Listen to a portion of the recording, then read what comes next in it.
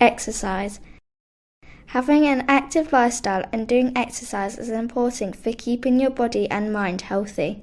This session will explain what might be different now that you have diabetes. It is important that you continue to do the activities you enjoy, and it is a good opportunity to try something new.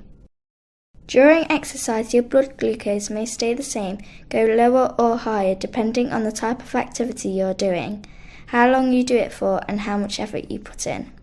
For example, if you cycled very slowly on your bike for 10 minutes, your glucose level is unlikely to change. However, if you cycled faster and did this for 30 minutes, your level might start to reduce as your muscles that you are exercising are pulling the glucose from your bloodstream into the exercising muscle. If you sprinted really quickly on the bike at maximum effort, then you may get a release of energy from your storage that could make your glucose level go up. So most activities when completed with some effort for over 45 minutes could make your glucose level reduce, such as swimming, jogging and cycling. For PE in school, most people find that by the time they get changed and have been given instruction by the teacher, they are not active for long enough to affect their glucose level. So we don't recommend to change your insulin or eating a snacks before PE unless we see a pattern that this happens and your diabetes team can advise you on what to do.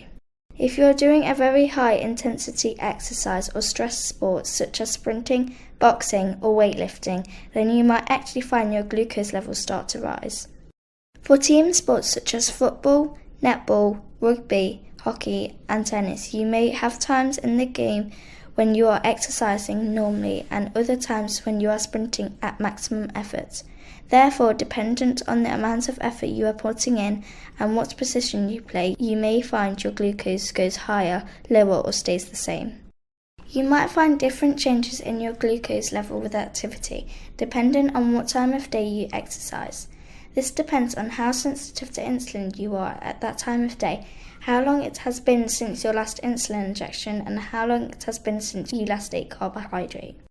If you play sport for a long time, you can sometimes see the effects on glucose levels hours after finishing the activity or even the next day.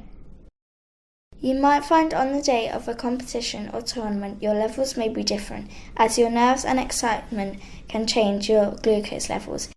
This might sound a bit scary that we cannot predict exactly how much your glucose might change during activity.